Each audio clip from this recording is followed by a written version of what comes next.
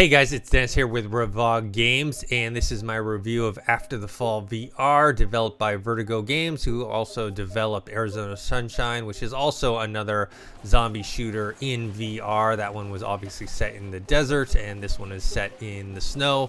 The zombies here are called Snowbreed. This is actually a really fun game. If you like games like Left 4 Dead or Back 4 Blood, it's like exactly like that, except for in VR. They take a lot of the similar enemy types, some of the gameplay, some of the, like when you're going down the levels and you need a safe room and you can stock up on different weapons and accessories there. The number one thing about this game that I like so much is the shooting mechanics, along with the different enemy types. It's just a blast to play in VR. There's the intensity in VR that you get that you don't get from just a regular FPS. Like when all the zombies are barreling down on you and you get surrounded, you actually have more tension and fear when that actually happens. So in terms of the weapons, they have a few different kinds. They have the service pistol, the Arizona Falcon, which is kind of like your Desert Eagle. You got your shotgun, your assault carbine. You also have an Uzi, the SMG, and also an MT-47 rifle, which I assume is the equivalent of an AK-47.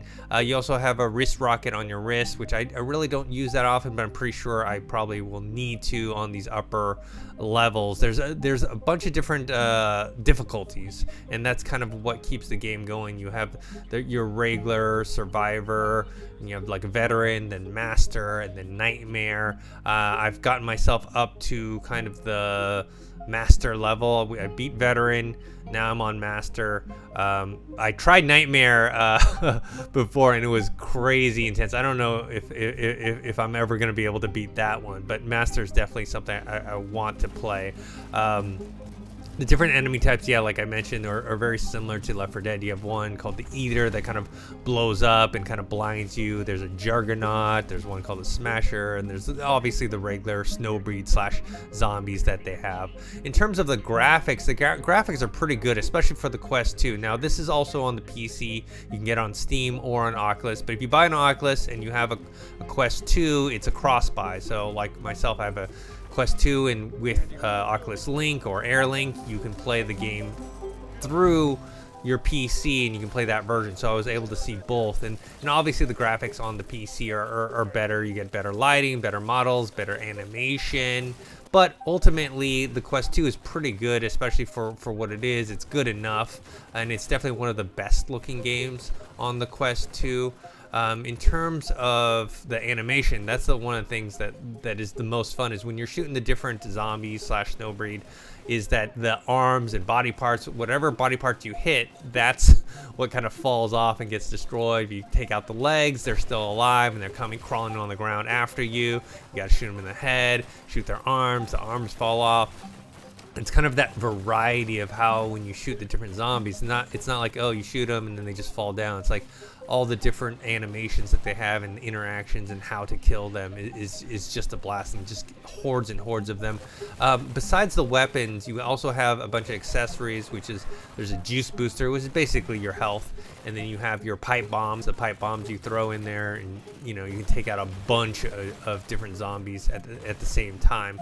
And those are things you can either find along the way, or you can purchase them kind of in the safe rooms or at the very beginning of the levels. And they call them harvest runs, because the harvest is basically your in-game currency to buy more weapons and buy different types of customizations for your weapons, which is cool. That's another cool part that plays into the replayability, which is that you have your different guns, but then you can add different mods to them to make them better. You can add different clips, add different barrel types. You can add a bunch of different stuff, and so you've got to make this money to pay for these mods.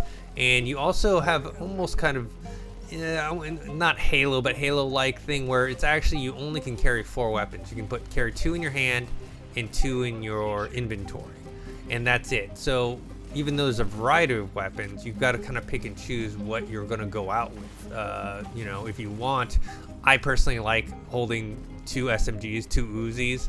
It's a lot of fun. The only problem is you run out of ammo very quickly, but if you choose to do that, that takes up 2 out of your 4 slots. So the other 2, you've got to pick what, do you want 2 service pistols? Do you want the AK-47? And do you want a shotgun? So it kind of plays into the strategy. It's a lot of fun. I personally prefer the two Uzis. You just got to find a lot of ammo.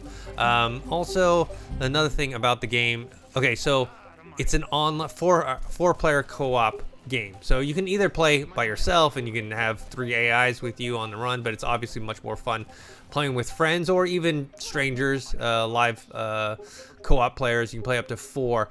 Now, this is obviously one of the best parts of the game, but it also has where there are some issues. So playing with other people is great. The problem is the way the matchmaking works is needs help in terms of, one, you can kind of pick what level you want to play and what difficulty you want to play, and you can have parties with different people. The problem is every time you have a party, as soon as the game ends, they're out of the party. You're not in the party anymore, and so therefore you've got to re-invite them, or they got to re-invite you.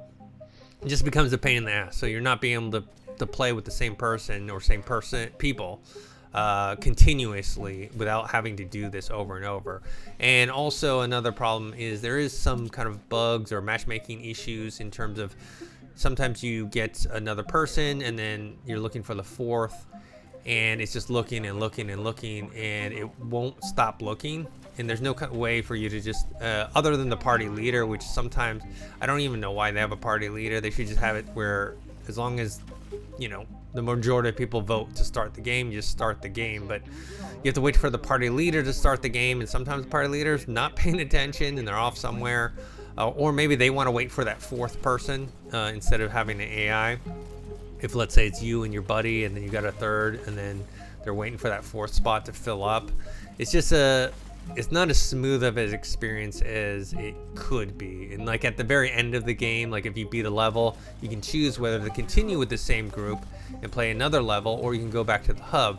The problem is even if the majority of you, 3, 4, or all of you pick the same thing, you still have a countdown timer that just kind of sits there and waits and waits, and sometimes you're waiting for 30 seconds longer. It's not a big issue, but it's just one of those things that if they want to improve kind of the smoothness of the multiplayer, it's something they need to address. And like I said, that party system is a little whack. It needs to be fixed as well, because you want to have that experience where you're playing with someone and you can just go around and talk to them while you're in the hub. There's like a hub area. That's kind of where you pick your different levels and where you want to go and who you want to play with, and so it's kind of cool. It's a little lobby like area, and it's like this big arcade. Well, it's an old arcade in this train station. It's a lot of fun. Ultimately, look, the game is a blast to play. It's actually one of my favorite VR games that I've played. It's probably the favorite VR game I've played since Half-Life Alyx. It's just a lot of fun, especially playing with other people. I do wish there were more levels. There's only 5. The weapons are good. Obviously, you'd want more. Maybe, hopefully, they'll have a DLC. I'm willing to pay, $10 for a DLC. The game itself is $30, and you get, 5 levels. I'm okay with that. Obviously I'd want more, but for the price, it makes sense, and you do get replayability with the difficulty levels. I hope they come out with some DLC that comes with more levels and more weapons, and also just smoothing out this whole online process, because the game is a lot of fun. So anyways, out of 10, I would give this game, man, it's tough. I want to say a 9. I'll give it a 9 out of 10. I mean, it's a blast. I really enjoyed myself with this game, and I really want more with this game. I want this game to keep continuing, whether it's a sequel or DLC, and for them to just add on to it. So anyways, make sure to follow me on Twitter @ThinkHero or Instagram Dennis.tzng. Subscribe to this YouTube channel, youtube.com/Revog. We also have a weekly podcast where we talk about what's going on in gaming news. That's every week. You can find it on anchor.fm or on Spotify. So until next time, see you guys later.